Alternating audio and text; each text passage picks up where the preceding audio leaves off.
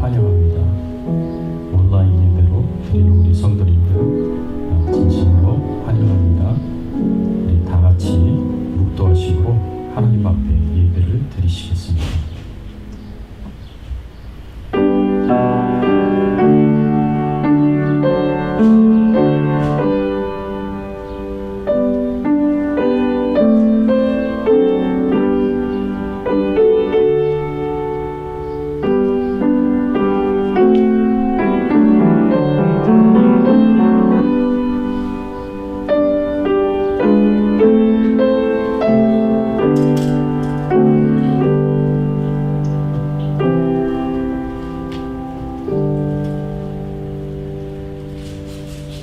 나의 힘이신 여호와여, 내가 주를 사랑하나이다. 여호와는 나의 반석이시요 나의 요새시요 나를 건지시는 이시요 나의 하나님이시요 내가 그 안에 피할 나의 바위시요 나의 방패시요 나의 구원의 뿌리시요 나의 산성이시로다. 내가 찬송받으실 여호와께 아뢰리니 내 원수들에게서 구원을 얻으리로다. 하나님 아버지 감사합니다. 오늘 거룩한 주일을 기억하며 하나님 앞에 나와 찬송과 경배와 영광을 돌리게 하여 주시니 감사를 드립니다. 하나님을 찬양합니다. 하나님께 경배와 영광을 돌립니다. 저희들이 드리는 이 찬양과 경배 가운데 하나님이 임재하여 주셔서 하나님만 영광을 받으시고 하나님만 존귀하게 되시는 귀한 예배가 될 수 있도록 처음부터 끝까지 인도하여 주시옵소서. 감사드리옵고 예수 그리스도의 이름으로 기도드리옵나이다. 아멘. 전능하사 천지를 만드신 하나님 아버지를 내가 믿사오며 그 외아들 우리 주 예수 그리스도를 믿사오니 이는 성령으로 잉태하사 동정녀 마리아에게 나으시고 본디오 빌라도에게 권한을 받으사 십자가에 못 박혀 죽으시고 장사한 지 사흘 만에 죽은 자 가운데서 다시 살아나시며 하늘에 오르사 전능하신 하나님 우편에 앉아 계시다가 저리로서 산자와 죽은 자를 심판하러 오시리라. 성령을 믿사오며 거룩한 공유와 성도가 서로 교통하는 것과 죄를 사하여 주시는 것과 몸이 다시 사는 것과 영원히 사는 것을 믿사옵나이다. 아멘. 하나님, 겸손하게 말씀 앞에 섭니다. 하나님께서 우리에게 주시는 그 말씀을 통하여 주님의 음성을 듣기를 소원하고 우리 인생들을 향하여 하나님이 가지신 뜻을 저희들이 깨달아 분별하여 알게 하시고 그리고 그 뜻에 순종하며 살아갈 때 하나님 앞에 영광을 돌리고 주님이 기뻐하시는 행복해 하시는 믿음의 거룩한 삶을 살아갈 수 있도록 하나님 인도하여 주시옵소서. 성령님께서 각 사람의 심령 가운데 역사하여 주셔서 오늘 모든 예배 가운데 하나님을 경험하고 체험하며 하나님의 임재를 느끼며 하나님 앞에 온전히 예배드릴 수 있도록 인도해 주시기를 소원하옵고 예수 그리스도의 이름으로 기도드리옵나이다. 아멘.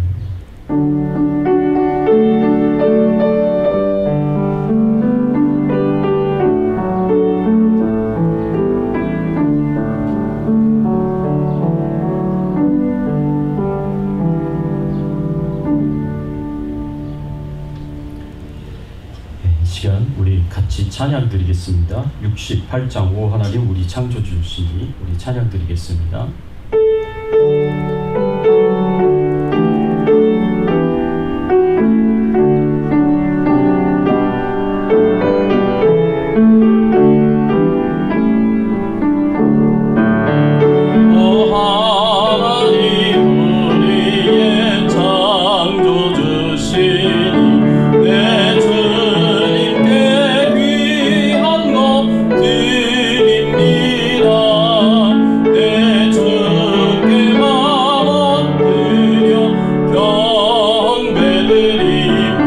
내 주의 이름도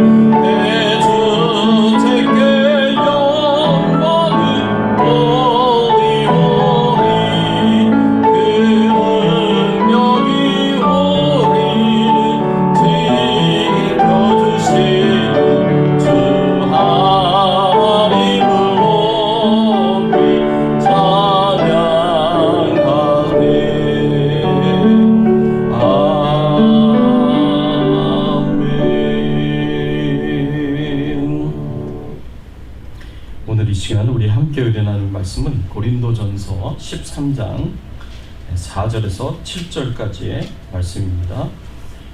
사랑은 모든 것을 참으며 모든 것을 믿으며, 이 주제를 가지고 우리가 함께 은혜 나누기를 원하는데, 4절에서 7절까지의 말씀 한 절씩 저랑 교독하겠습니다. 사랑은 오래 참고, 사랑은 온유하며 시기하지 아니하며, 사랑은 자랑하지 아니하며 교만하지 아니하며,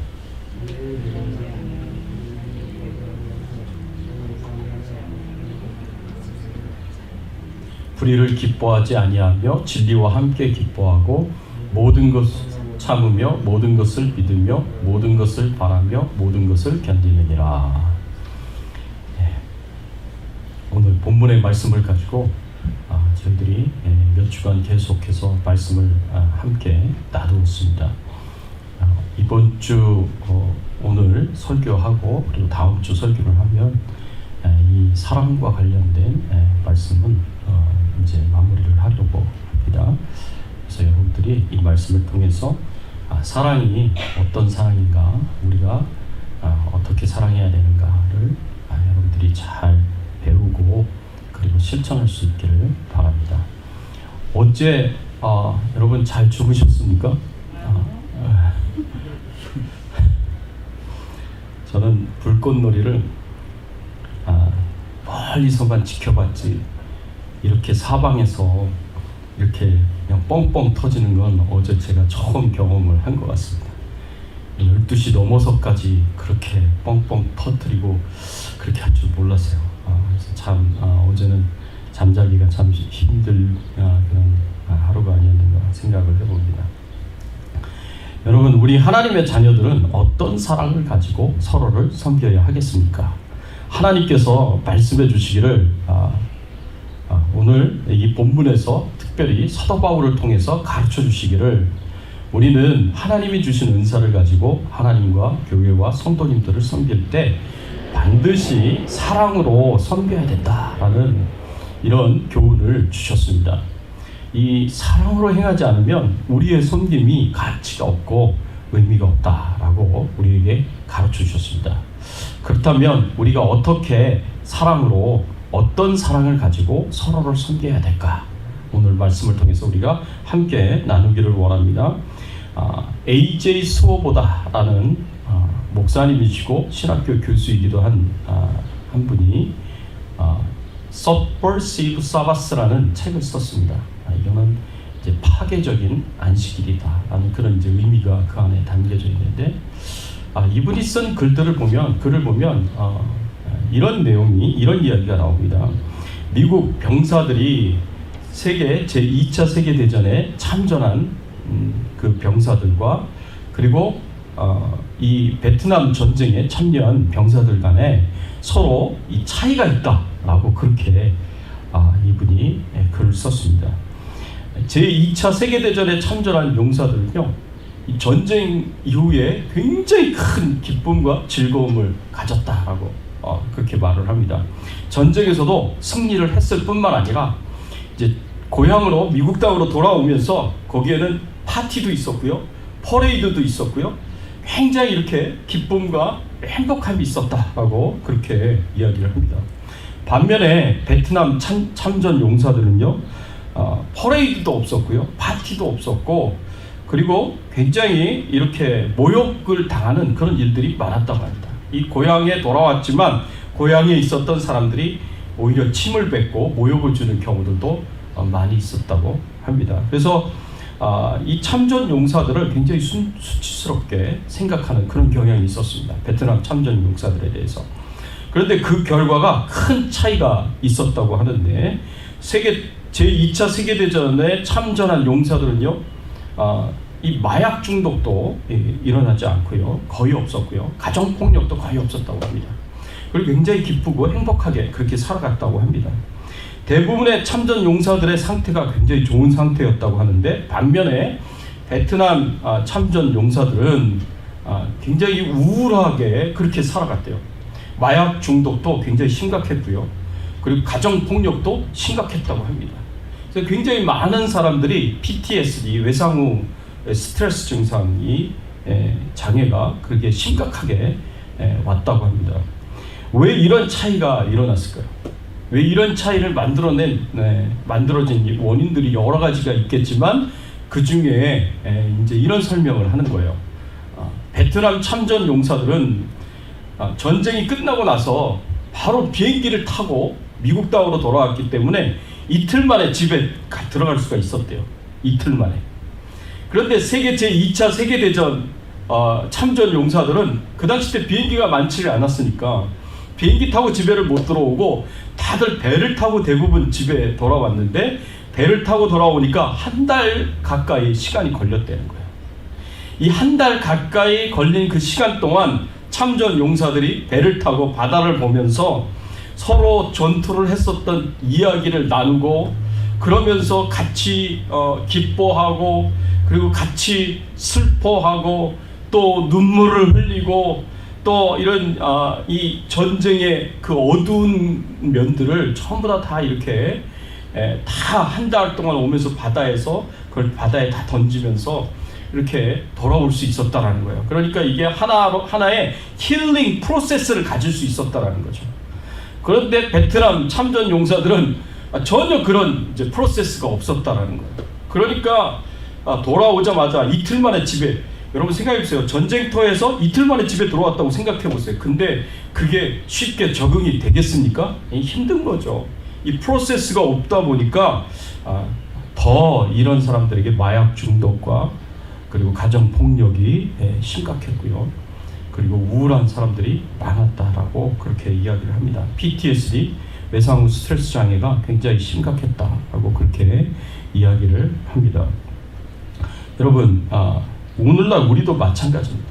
오늘날 우리도 너무 빡빡하게 그렇게 우울한 삶을 살기 쉽습니다. 그렇지만 우리도 종종 우리가 하던 일들을 멈추고 함께 웃고 또 때로는 슬퍼하고 또 기도도 하고 생각도 좀 하고 그리고 뒤를 돌아보면서 반성도 하는 그런 시간들을 우리가 종종 가져야 되는데 그렇게 갖지 못할 때가 많다는 거죠. 지금 우리의 삶은 오늘날 이 시대의 삶은 너무나 빡빡한 그런 삶을 많이 살아가고 있다는 거예요. 그래서 외부의 자극을 쉽게 흡수하는 쿠션을 키우지도 못하고 자극과 반응 사이에 자유롭게 올바른 선택을 할 수 있는 그런 능력이 있음에도 불구하고 그저 본능적으로 자연적으로 반응하기 쉬운 그런 삶을 살아가고 있다는 거죠. 그렇게 살다 보면 우리는 하나님이 요구하시는 이런 수준의 사랑을 행하지 못합니다. 할 수가 없습니다. 하나님이 요구하시는 수준의 사랑을 우리가 할 수 있으려면 우리가 외부의 자극에 대해서 좀 쿠션을 가지고 그 자극을 흡수할 수 있는 능력을 키워야 되고 그리고 그 가운데 자극과 반응 사이에 바르게 선택할 수 있는 그런 능력을 키워야 되는데 그게 안 되는 거예요. 그게 안 되는 거예요. 그러니까 바로바로 본능적으로 이제 반응이 나오게 된다는 거죠. 그렇게 하면 이제 우리가 하나님이 요구하시는 수준의 사랑에 이르지 못한다는 겁니다. 그래서 여러분들 요새 같은 때가 바로 그렇게 할 수 있는 좋은 때가 아닌가 생각을 합니다. 잠시 하던 일이 또 멈출 수 있고요. 그 기간 동안 우리가 우리의 삶을 돌아보면서 때로는 슬프면 슬퍼할 수도 있고 눈물이 나면 눈물 흘릴 수도 있고 그리고 기뻐하고 즐거워하고 또 기도하고 또 하나님의 말씀을 읽고 묵상하면서 또 그 가운데 내가 반성할 거 있으면 반성하고 회개할 거 있으면 회개하고 여러분 이런 이제 시간들을 가져야 되는 거예요. 그래야 우리가 우리의 인생을 좀 더 사랑을 행하면서 가족들에게 사랑을 행하면서 교회와 성도님들에게 사랑을 행하면서 조금 더 우리가 하나님 수준의 사랑을 행하면서 섬기면서 살아갈 수 있다라는 것입니다.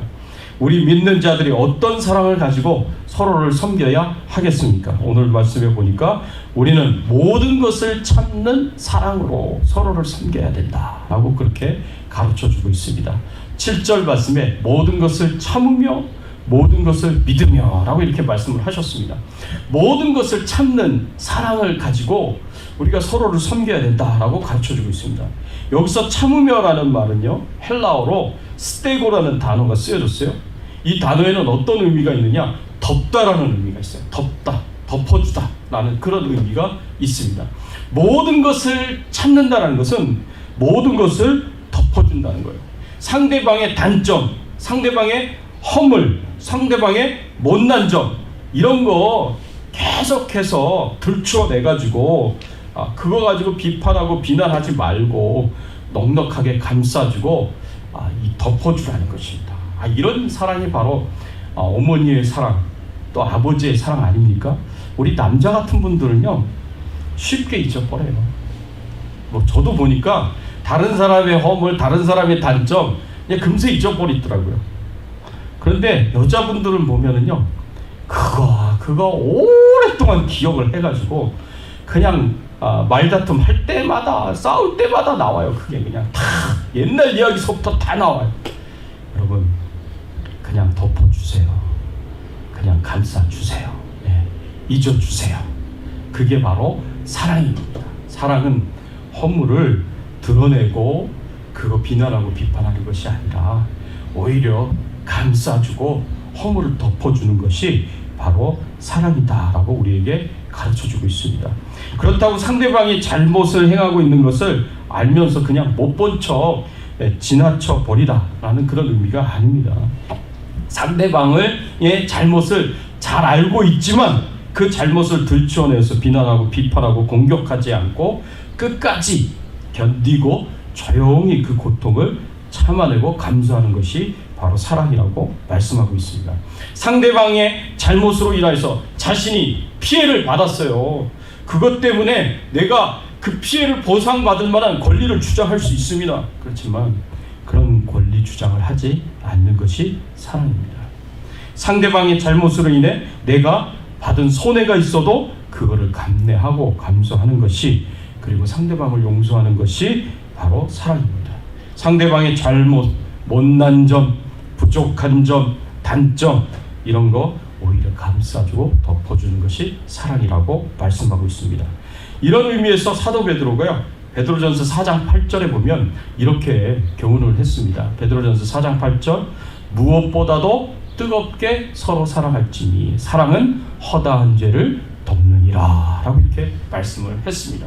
사랑은 어떻다고요? 허다한 죄를 덮는 것이다 라고 이렇게 말씀하고 있습니다. 바로 이 표현이, 이 말씀 자체가 모든 것을 참는 사랑을 여기서 이야기를 해주고 있는 거예요. 사랑은 허다한 죄를 덮는 것입니다. 참 사랑은 양보하는 것이고 묵묵히 그 자리를 견디는 것이고 상대방의 잘못으로 인해 내가 받은 손해를 감수하는 것이고, 그것이 바로 하나님이 우리를 사랑하시는 사랑이다라고 우리에게 가르쳐주고 있습니다. 누가복음 15장에 보면 우리가 잘 알고 있는 탕자의 이야기가 나옵니다. 둘째 아들이 아버지에게 찾아가서 아직도 아버지가 생존해 계시는데 유산을 물려달라고, 나에게 주어질 유산을 물려달라고 그렇게 요구하는 것을 볼 수가 있습니다. 여러분, 동양에서의 문화도 그렇지만 중군동 지방의 문화도 마찬가지입니다. 아버지가 생존해 계시는데 생존해 계신 아버지한테 가서 유산을 물려달라고, 제사를 달라고 얘기하는 건 그건 굉장히 무례한 그런 행동입니다. 그런데 그럼에도 불구하고 그 제사를 물려받을 아들에게 권리가 있다, 그렇게 생각을 하고 나에게 그 권리가 있으니까 제사를 물려달라고 그렇게 이야기를 하고 요구를 했던 것입니다. 그런데 아버지가 그 아들이 무례한 요구였는데도 불구하고 다 들어줍니다. 그래서 제사를 띄워줍니다. 그 제사를 가지고 가서 이 아들이 어떻게 합니까? 해외로 나가가지고 외우로 나가서 그 제사를 허랑방탕하게 흥청망청 다 소비를 해버렸습니다.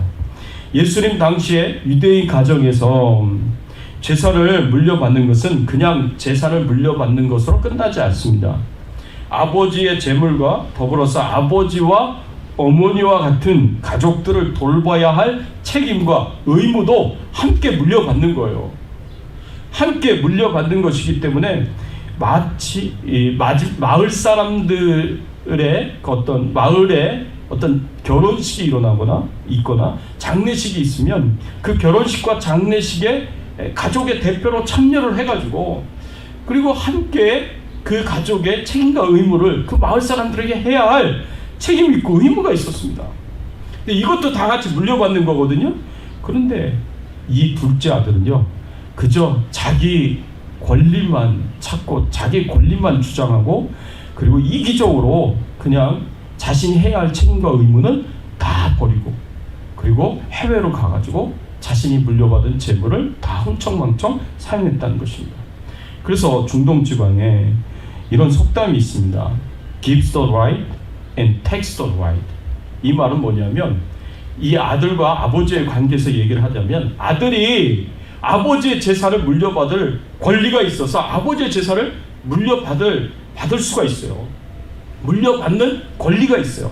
그렇지만 아버지의 입장에서는 자신의 아들에게 재산을 물려주면 아버지가 나이가 들어서 노후가 되었을 때 아버지를 돌봐주고 아버지를 책임져주는 그런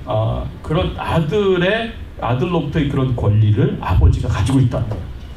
권리를 줬으면 권리를 받을 수도 있는 거예요.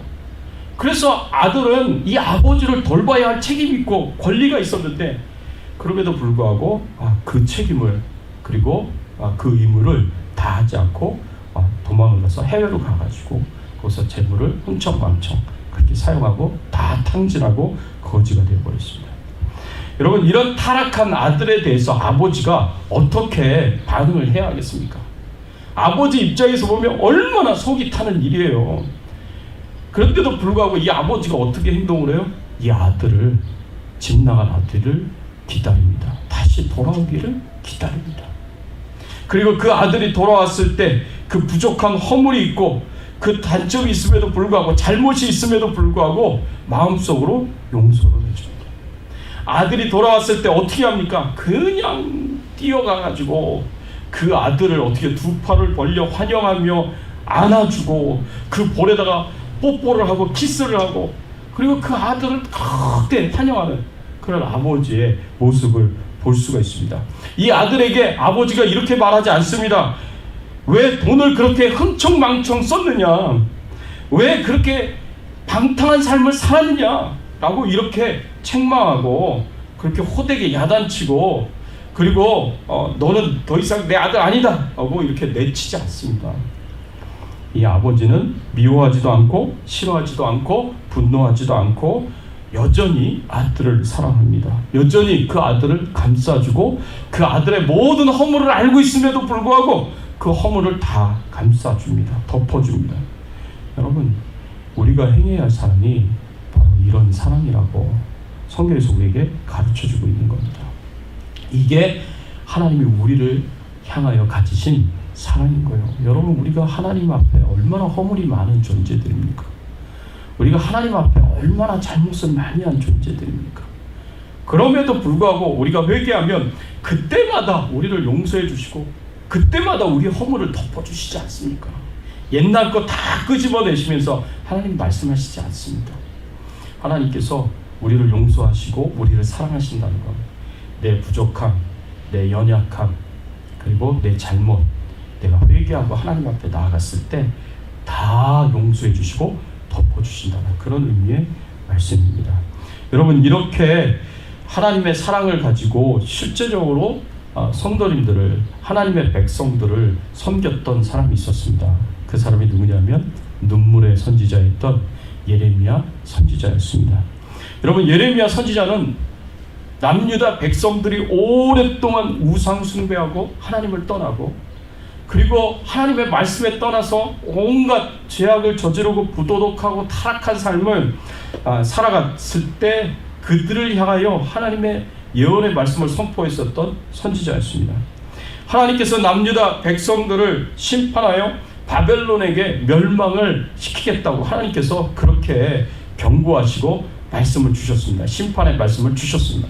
그러니까 이미 너희들의 운명은 바벨론에게 심판받아 멸망을 당하는 운명이다. 그렇지만 너희들이 바벨론이 너희들을 쳐들어왔을 때 바벨론을 거부하지 말고 바벨론을 대항하여 싸우지 말고 그 바벨론을 받아들여서 그리고 그 밑에서 너희들이 순종을 하면 이 멸망을 당할 정도까지는 되지 않을 것이다. 사람들이 죽거나 그리고 심하게 파괴가 되는 일들이 일어나지는 않을 것이다.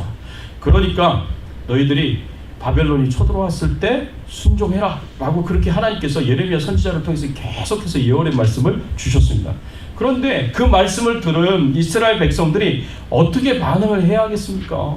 어떻게 그 반응으로, 어떤 반응으로 이 하나님의 말씀을 받아야 하겠습니까? 하나님의 심판의 예언의 말씀을 받았으면 가슴을 치면서 울면서 옷을 찢고 베옷을 입고 정말 금식하며 회개하며 하나님 앞에 나아가 죄 용서함을 구해야 되지 않겠습니까? 그런데 그게 남유다 백성들의 반응이 아니었어요. 남유다 백성들이 예레미야 선지자가 하나님의 심판의 경고의 말씀, 예언의 말씀을 전했을 때 했었던 반응은 이 남유다 백성들이요, 오히려 그런 예언의 말씀을 전하는 예레미야 선지자가 거짓 예언을 하고 있다고 하면서 이 예레미야 선지자를 핍박하고 위협하고 그리고 고통을 주고 여러 번 죽이려고 했었습니다. 심지어는 구덩이 속에, 깊은 구덩이 속에 던져버려서 먹을 것 하나 주지 않고 거기서 굶어 죽게끔 그렇게 만들려고도 했습니다. 감옥에 집어넣어서 예언을 하지 못하도록 그렇게 만들기도 했습니다. 여호야김 왕은 예레미야 선지자가 예언의 말씀을 주었을 때 그 예언의 두루마리를 다 찢어서 불에 태워버렸습니다. 그리고 예레미야 선지자를 죽이려고 했습니다. 얼마나 예레미야 선지자가 이렇게 하나님의 말씀을 전하는 것 때문에 핍박을 당하고 고난을 당하고 고통을 당하고 여러 번 죽을 위협을 당하고 그런 위기 가운데 해서 얼마나 힘들었겠습니까? 그러니까 예레미야 선지자가 뭐라고 얘기하냐면, 나는 이제부터 절대로 하나님 말씀 전하지 않겠다.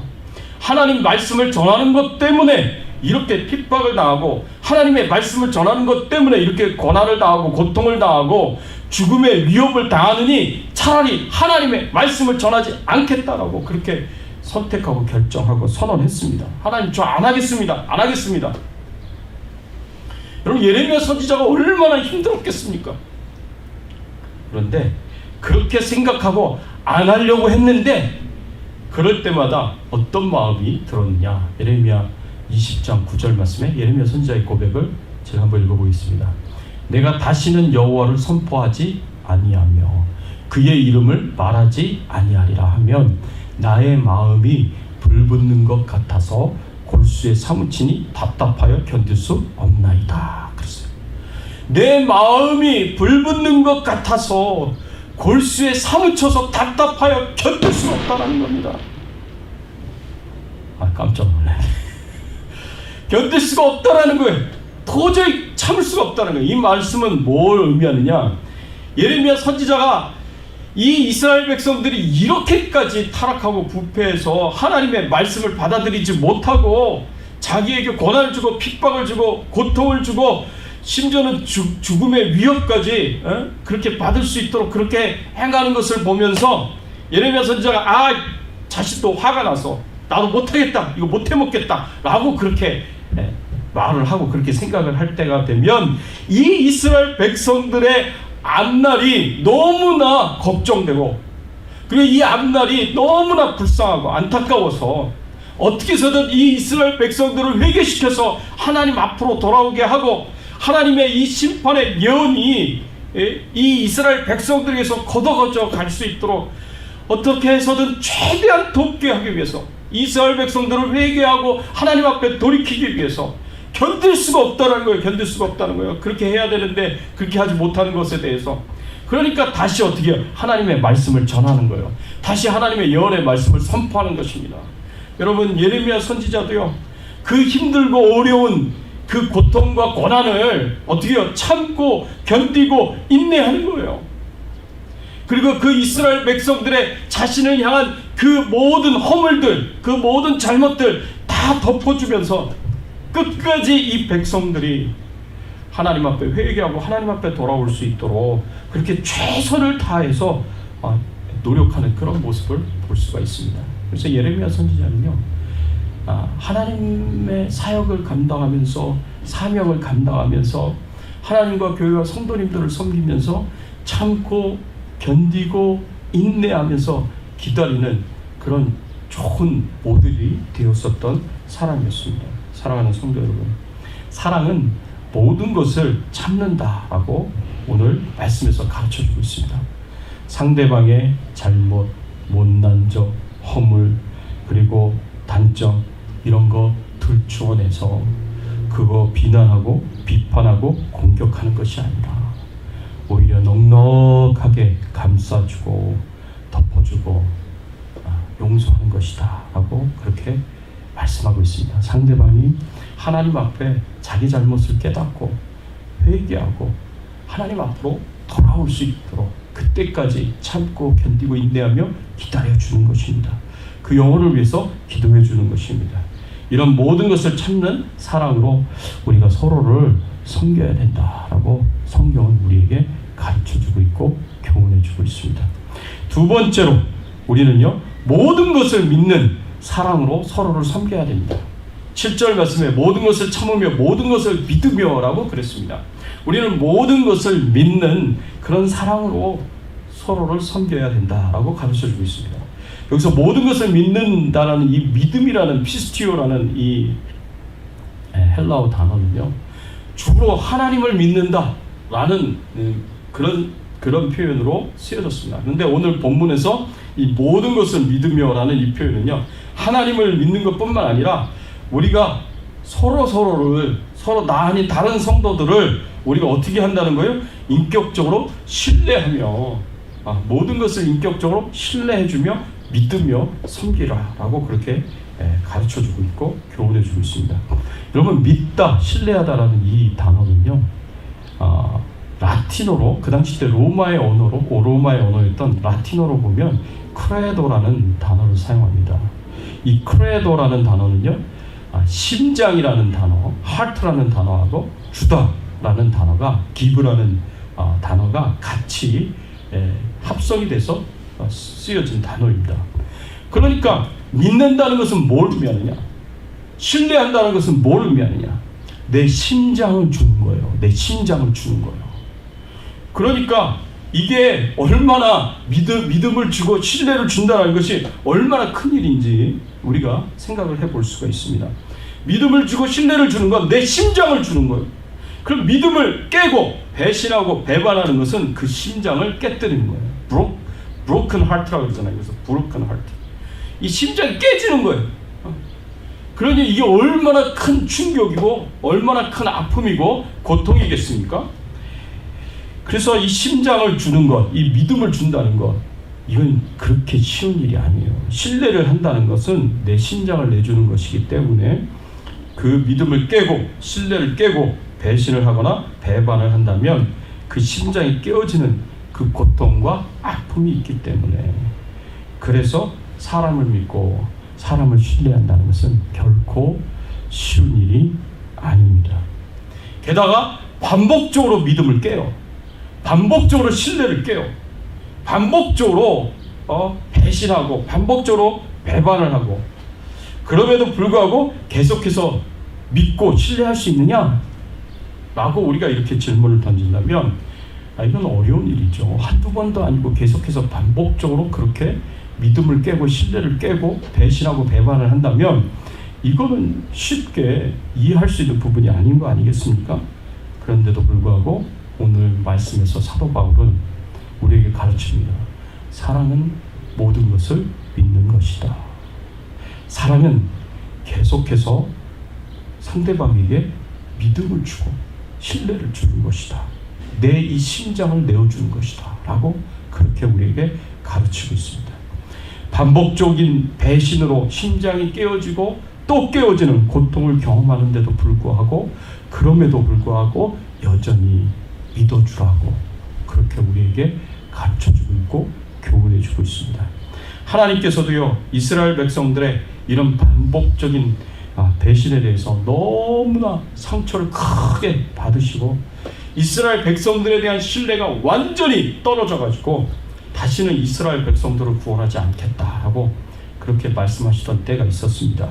사사기 10장에 나오는 입다가 이스라엘의 사사로서 세워질 때 그렇게 하나님께서 말씀을 하셨습니다. 그 당시 이스라엘 백성들이 하나님을 배신하고요, 하나님 대신에 온갖 이방의 우상을 숭배를 했습니다. 가나안의 바알과 아스타로 신을 섬겼고, 그 다음에 심지어는 그 주변에 있는 나라들의 신들, 아람의 신들, 모압의 신들, 시돈의 신들, 암몬의 신들, 블레셋의 신들까지 전부 다 숭배하면서 섬겼을 때, 이렇게 수없이 반복적으로 배신하는 이스라엘 백성들의 그 배신 때문에 하나님이 얼마나 마음의 상처를 받으셨으면 내가 다시는 이 이스라엘 백성들을 구원하지 않겠다라고 말씀하시면서 주변에 있는 나라들에게 이스라엘 백성들이 18년간 압제를 당하고 고난을 당하도록 그렇게 심판을 하셨습니다. 18년 동안 고난당하고 압제를 당하면서 이스라엘 백성들이 하나님 앞에 나와서 회개하며 하나님의 용서를 구하고 하나님의 구원을 간절히 요청을 합니다. 간구를 합니다.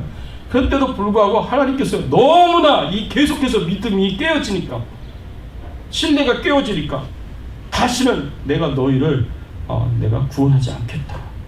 나를 버리고 다른 신들을 섬기는 너희를 내가 다시는 구원하지 않겠다라고 하나님께서 그렇게 선언을 해버리셨어요. 그런데 그 이스라엘 백성들이요, 하나님 앞에 온전하게 회개하고 하나님 앞에 나와서 하나님의 구원을 간절히 요청하니까 하나님의 마음이 흔들리는 거예요. 그렇게까지 배신을 한 이스라엘 백성들, 믿고 싫죠. 그렇게까지 하나님의 마음에 상처를 주온 이스라엘 백성들, 믿고 싫죠. 그렇지만 하나님께서 그 회개하고 돌아온 이스라엘 백성들의 모습을 보면서 마음이 흔들리셔서 다시 이스라엘 백성들을 구원해 주시기 위해서 은혜를 베풀고 긍휼을 베풀어서 사사 입다를 세워서 그 입다를 통해서 이스라엘 백성들을 구원해 주십니다. 하나님께서는 이스라엘 백성들에게 수없이 배신을 당하셨지만 또 믿어주시고 또 믿어주십니다. 이렇게 반복적으로 배신당하고 뒤통수 맞고 그리고 온갖 악한 일을 행하는 그런 사람들을 끝까지 믿어주고 전폭적으로 신뢰를 하십니다. 또 배신할 거 알고 계세요. 또 배신하면 그것이 얼마나 힘들지 아세요. 그런데도 불구하고 끝까지 믿어주는 것이 하나님의 사랑입니다. 우리가 그런 사랑을 받으면서 살고 있습니다. 우리가 하나님을 얼마나 많이 배신했습니까? 우리가 하나님 앞에 얼마나 많은 약속을 했고 하나님 앞에 결단하면서 하나님 이제는 다시는 옛날의 죄악으로 돌아가지 않겠습니다. 하나님 저희들이 다시는 하나님을 떠난 삶을 살지 않겠습니까? 않겠습니다. 그렇게 회개하고 하나님 앞에 약속하고 결단을 얼마나 많이 내렸습니까? 그런데도 불구하고 그 약속을 깨고 그 결심을 깨고 또 하나님을 배신하고 또 죄악으로 돌아갑니다. 그런 우리가 회개하고 하나님 앞에 나올 때마다 하나님께서 또 믿어주시는 거예요. 제가 또 배신할 수 있다는 걸 알면서도 불구하고 또 믿어주시는 거예요. 완전히 신뢰를 해주시는 겁니다. 얼마나 힘드셨으면 하나님조차도 반복적으로 배신을 입사하는 그 이스라엘 백성들을 다시는 구원하지 않겠다라고 말씀을 하셨겠습니까? 모세도 온유함이 온 땅에 누구보다도 가장 온유함이 승하다라고 이야기했었던 그 모세도 얼마나 화가 났으면 그 온유함의 사람이었던 모세가 반석을 2번 쳐서 물을 냈겠습니까?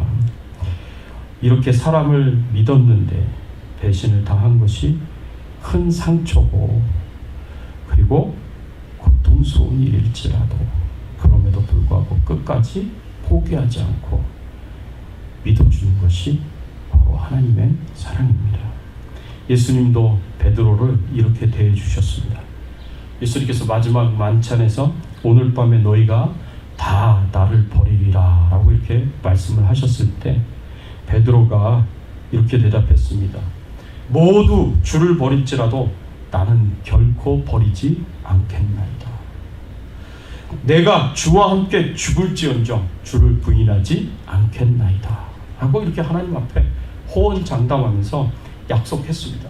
그런데요, 몇 시간도 지나지 않아서 자기 생명의 자신의 생명이 죽을까 두려워서 예수님을 3번이나 하나님 앞에 저주하고 맹세까지 하면서 모른다고 부인을 했습니다. 베드로는 이렇게 예수님을 절대로 버리지 않겠다고 철석같이 약속을 했지만 몇 시간 되지 않아서 그 약속을 깨고 예수님을 배신합니다. 그런데 부활하신 예수님이 베드로를 만날 때 이 베드로를 책망하시느냐? 그렇게 하시지 않습니다. 베드로를 책망하시면서 왜 배신했느냐라고 그렇게 책 잡아서 벌 주고 심판하시지 않으십니다. 오히려 베드로를 여전히 사랑하시고 그리고 베드로를 그럼에도 불구하고 믿어주십니다. 베드로에게 네가 나를 사랑하느냐 3번 물으시고 베드로가 주님을 사랑하는 것을 확인하시면서 예수님께서 하신 말씀이 있어요. 내 양을 먹이라, 내 양을 치라 라고 사명을 주십니다. 교회에 대한 사명을 주십니다. 이것은 뭐예요? 이 베드로를 믿어주시는 거예요. 베드로를 신뢰해 주시는 거예요. 베드로를 끝까지 사랑해 주시는 겁니다. 이게 바로 예수님이 베드로에게 그리고 오늘날 우리에게 하시는 사랑입니다. 우리가 부족하죠. 우리가 허물이 많죠. 연약하죠. 그럼에도 불구하고 우리를 믿어주시는 겁니다. 그리고 우리에게 사명을 주십니다. 내 양을 먹이라, 내 양을 치라. 교회를 위하여서, 하나님의 교회를 위하여서, 하나님이 왕 되시고 주인 되시고 머리가 되시는 이 교회를 위하여 사명을 감당하도록 하나님이 우리를 믿어주시고 우리에게 사명을 주시고 우리가 섬길 수 있도록 그렇게 기회를 주시는 것입니다. 사랑하는 성도 여러분, 사랑은요 모든 것을 믿어주는 것입니다. 배신을 당하여 그 믿음이 깨지고 신뢰가 깨어졌다고 하더라도 다시 믿어주고 기회를 주는 것입니다. 이것이 사랑입니다. 이것이 사도 바울이 사랑은 모든 것을 믿는다라고 이렇게 우리에게 교훈했을 때 가지고 있는 그 의미입니다. 사랑하는 성도 여러분, 사람은요 믿음의 대상이 아니라 사랑의 대상이다 라는 말을 많이 들었습니다. 저도 그런 생각이 듭니다. 저도 오랫동안 그런 생각을 했어요. 야, 사람은 믿음의 대상이 아니구나. 왜냐하면 약속을 하고도요 그 약속을 깨는 게 아주 쉬워요. 믿음을 줬는데 이 심장을 내줬는데 그 믿음을 배신하고 배반하고 뒤돌아서는 건 한순간이에요. 너무 쉽게 해요. 그러니 저도 굉장히 많은 어려움과 고통들이 있었습니다. 그런데 그래서 사람은 사랑의 대상이지 믿음의 대상이 아니구나 라는 것을 제가 그렇게 많이 생각을 했습니다. 그런데 오늘 사도 바울이 우리에게 가르쳐주는 것은요 믿음의 대상과 사랑의 대상이 서로 다른 게 아니라고 우리에게 가르쳐주고 있습니다. 정말 사랑의 대상으로 생각한다면 반드시 믿음의 대상으로 생각해야 된다고 우리에게 가르쳐주는 거예요. 왜? 사랑은 모든 것을 믿어주는 것이기 때문에 그렇습니다. 바라옵고 원하옵기는 이런 사랑으로 서로서로를 섬길 수 있는 저와 여러분들이 되시기를 예수 그리스도의 이름으로 축원합니다. 같이 한번 오늘 말씀 생각하시면서 함께 기도하겠습니다. 그렇습니다. 사랑은 모든 것을 참는 것입니다. 사랑은 모든 것을 믿어주는 것입니다. 힘들고 어렵지만 그럼에도 불구하고 형제 자매들의 허물을 드러내고 그리고 거기에 판단을 하고 비난하고 비판하는 것이 아니라 오히려 그런 허물을 감싸주고 허물을 덮어주며 끝까지 하나님 앞에 돌아오고 바르게 설 수 있도록 위에서 기도해주고 기다려주고 참고 견디는 것이 바로 사랑입니다. 비록 내 심장을 내주는데 배신하고 배반하고 그 심장을 깨뜨리고 믿음을 깨뜨리고 신뢰를 깨뜨리는 그런 행동을 했다고 하더라도 또 믿어주고 또 신뢰를 하는 것이 그것이 사랑입니다. 그것이 사랑이라고 하나님이 우리에게 가르쳐주고 계십니다. 사람이 믿음의 대상이 아니고 사랑의 대상이다 라고만 생각을 하면 그거는 성경적인 표현은 아닙니다. 성경적인 표현은 사랑의 대상이면 반드시 믿음의 대상이 되어야 됩니다. 우리가 끝까지 또 믿어주고 또 믿어주는 그런 사랑으로 우리가 서로서로를 섬기며 사명을 감당할 수 있는 우리의 신앙의 삶이 되게 해달라고 우리 같이 한번 오늘 말씀 생각하시면서 함께 기도하겠습니다. 하나님 아버지 감사합니다. 오늘 말씀을 통하여서 저희들에게 가르쳐 주시고 교훈하여 주시니 감사를 드립니다. 그렇습니다. 사랑은 모든 것을 참으며 모든 것을 믿어주는 것입니다. 하나님, 저희들이 부족하고 하나님, 저희들이 나약했을 때 하나님께서 저희들을 심판하시며 멸망으로 인도하신 것이 아니라 우리의 허물을 하나님께서 들춰내지 않으시고 회개하고 하나님 앞으로 나온 우리들의 허물을 하나님이 용서하여 주시고 덮어주시는, 감싸주시는 그런 사랑을 해야 했듯이 우리도 우리 주변에 있는 모든 사람들의 허물을 이렇게 하나님의 사랑으로 감싸주고 덮어줄 수 있는 사랑으로 우리가 서로서로 섬길 수 있도록 하나님 도와주시옵소서. 아버지 하나님, 우리가 하나님 서로를 믿고 신뢰하며 섬길 수 있기를 소원합니다. 하나님, 주여 아버지 하나님 도와주시옵소서. 아버지 하나님 은혜를 베풀어 주시옵소서. 하나님, 끝까지 또 배신한다고 하고 또 배반한다고 하더라도 하나님께서 우리를 끝까지 믿어주고 신뢰하며 또 기회를 주시니 우리도 서로서로를 이렇게 섬길 수 있도록 하나님 은혜를 베풀어 주시옵소서. 하나님 감사합니다. 감사합니다. 하나님 감사합니다. 오늘 말씀을 통해서 저희들에게 가르쳐 주시고 교훈하여 주시니 감사를 드립니다. 오늘 말씀대로 하나님, 저희들이 하나님의 사랑으로 서로서로를 섬기게 하여 주시옵소서. 모든 것을 참으며 모든 것을 믿으며 그런 사랑을 가지고 우리가 교회를 섬기고 성도님들을 섬기고 하나님을 섬기는 사명을 잘 감당할 수 있는 저희들이 될 수 있도록 은혜를 베풀어 주시옵소서. 감사드리옵고 예수 그리스도의 이름으로 기도드리옵나이다. 아멘. 우리 앞뒤에 좌우에 계신 분들과 함께 서로 인사를 나누겠습니다. 반갑습니다. 사랑합니다 하고 인사를 나누겠습니다. 온라인 예배 드리시는 우리 성도님들, 우리 반갑습니다. 사랑합니다. 교회 소식 잠시 알려드리겠습니다. 매주 보내드리는 큐티 영상 꼭 잘 들으시고 또 말씀 잘 묵상하십시오. 이런 때 더욱 그 하나님의 말씀을 묵상하면서 여러분들이 하나님의 은혜를 깊이 받으시고 경험할 수 있는 귀한 기회가 되기를 원하고요. 전도용으로도 사용하시면 좋겠습니다. 또 충현선교교에서 재난구호 물품을 지원을 해줬습니다. 65세 이상인 분들은 꼭 한 가정에 하나씩 가져가시기 바랍니다. 여기 계신 우리 네 분은 꼭 받아가셨으면 좋겠습니다. 제가 예배 끝나고 바로 밑에 내려가서 차에서 하나씩 꺼내드리겠습니다. 그래서 충현선교교에서 이번에 재난구호 물품을 교회 안에 그리고 교회 밖에 있는 많은 사람들에게 나눠주면서 섬겼는데 우리 주백성교회 전화 연락을 하셔서 좀 도와주겠다고 그리고 기꺼이 이렇게 지원을 해주셨습니다. 우리 기쁨으로 받으시고 또 잘 활용할 수 있었으면 좋겠습니다. 우리 같이 찬양 드리겠습니다. 214장 주나의 도움 받고자, 우리 나주의 도움 받고자 같이 한번 찬양 드리겠습니다.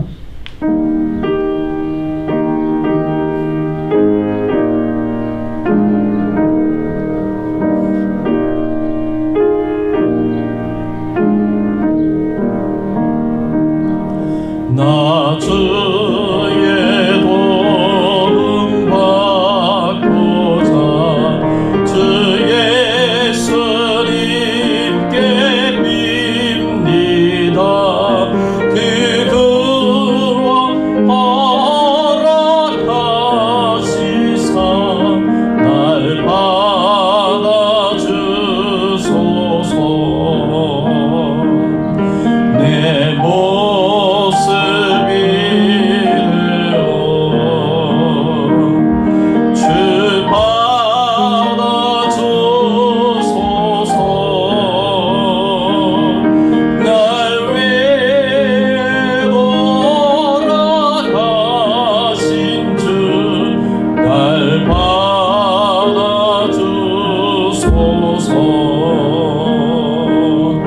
큰 죄에 빠져 영주 날 위해 피 흘렸으니 그 형상대로 빚으사 날 받아주소서.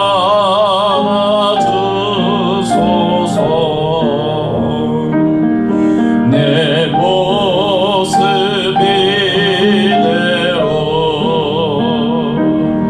주 받아주소서.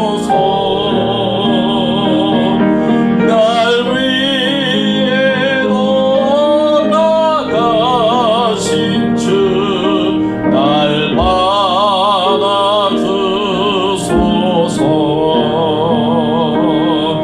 내 힘과 결심 약하여 늘 깨어지게 세우리 주 이름으로 구원해 날 받아주소서.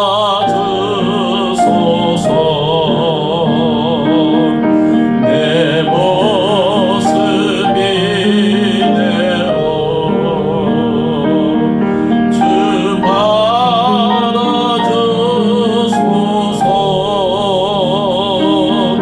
날 위해 돌아가신 주 날 받아주소서.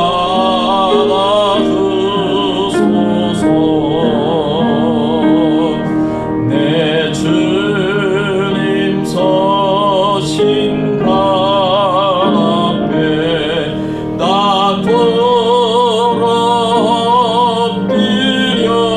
엎드렸으니 그 크신 역사 이루에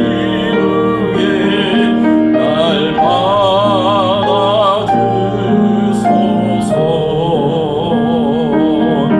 내 모습 이대로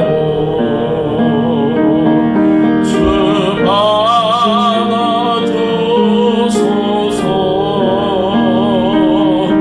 날 위해 돌아가신 주 날 받아주소서.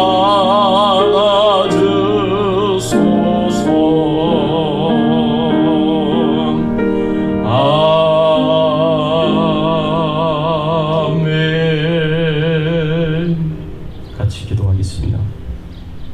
하나님 아버지 감사합니다. 하나님 그렇습니다. 우리를 바라보시며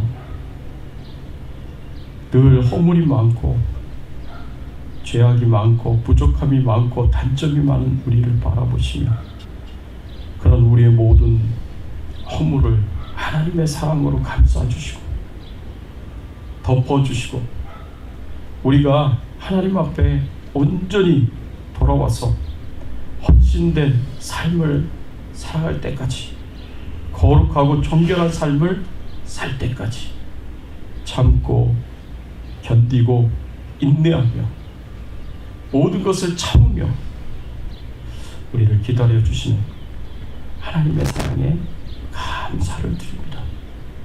늘 하나님은 우리를 믿어주시고 신뢰해 주시지만 우리가 그런 하나님의 믿음과 신뢰를 배반하고 배신하고 하나님 앞에 실망을 드릴 때가 얼마나 많습니까?